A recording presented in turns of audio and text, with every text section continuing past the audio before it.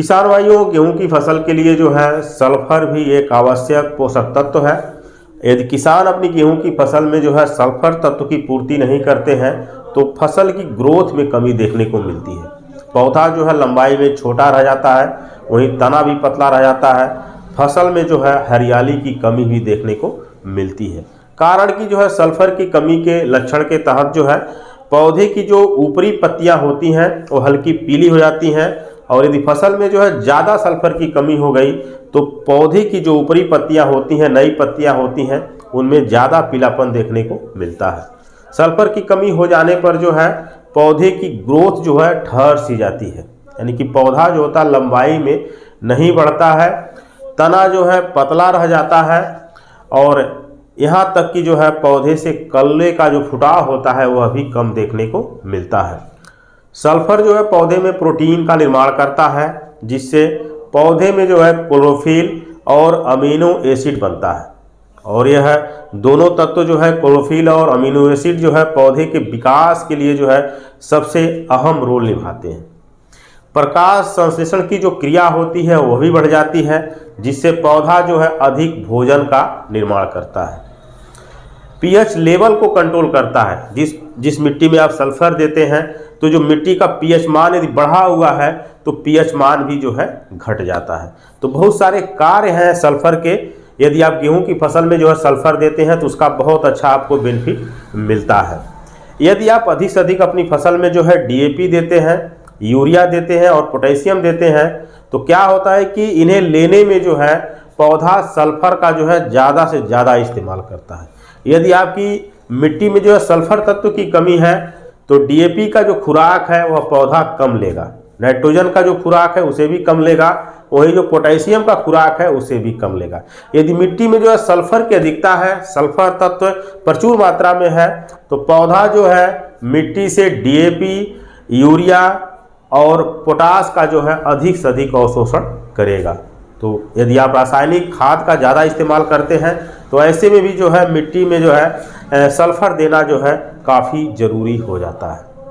यदि सल्फर तत्व की जो है आपकी फसल में कमी हो गई तो फसल भी जो है लेट पकती है, और गेहूं की फसल जो आपकी होगी वो 10 से 15 दिन जो है लेट पकेगी, जिसकी वजह से जो है या तो आपकी सिंचाई एक अधिक करनी पड़ेगी या जो है आपकी पैदावारी घट जाएगी।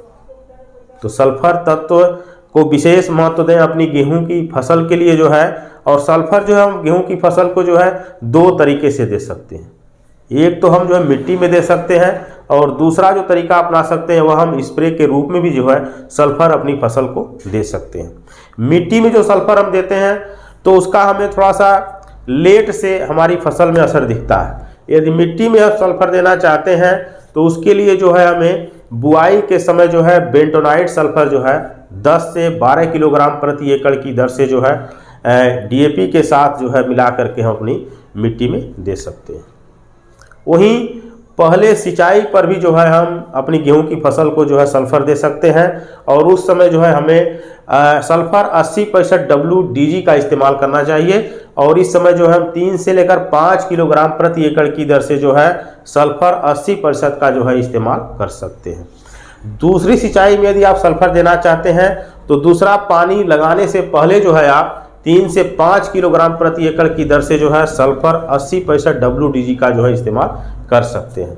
वहीं स्प्रे के बारे में बात करें तो सल्फर 80% WDG का जो है आप जैसे ही आपकी गेहूं की फसल जो है 30 से 35 दिन की होती है तो उस समय जो है आप 700 ग्राम से लेकर 800 ग्राम जो है प्रति एकड़ की दर से जो है 150 से 200 लीटर पानी में मिला करके आप स्प्रे कर सकते हैं।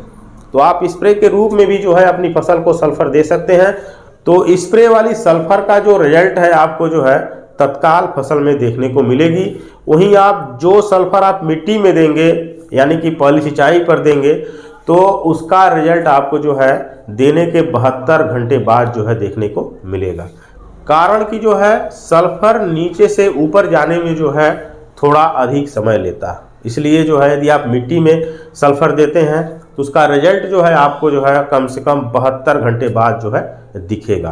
तो आप दोनों रूप में जो है अपनी फसल को सल्फर दे सकते हैं।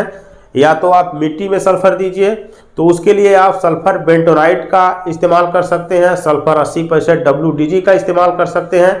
वहीं जो है सल्फर 90% WDG का भी इस्तेमाल कर सकते हैं। वहीं स्प्रे के लिए जो है आप सल्फर 80% का इस्तेमाल कर सकते हैं या सल्फर 90% का भी इस्तेमाल कर सकते हैं। इसकी जो हमें डोज लेनी है वह 700 से लेकर 800 ग्राम प्रति एकड़ की दर से जो है लेनी है, और पानी की जो मात्रा रखनी है वह 150 से लेकर 200 लीटर रखनी है। तो आप दोनों रूप में जो है अपनी फसल को सल्फर दे सकते हैं। इसलिए यदि गेहूं से अच्छी पैदावारी चाहते हैं, यदि फसल की अच्छी ग्रोथ चाहते हैं और फसल में जो है अधिक से अधिक हरियाली चाहते हैं, तो किसान भाइयों आप जो है सल्फर तत्व की पूर्ति जो है गेहूं की फसल में अनिवार्य रूप से करें। इसके इस्तेमाल का जो है रिजल्ट आपको बहुत बेहतर मिलेगा, पैदावारी भी जो है अधिक देखने को मिलेगी। तो किसान भाइयों जानकारी कैसी लगी कमेंट के माध्यम से जरूर बताएं। अगले वीडियो में जो है एक नई जानकारी लेकर फिर मिलेंगे, तब तक के लिए धन्यवाद।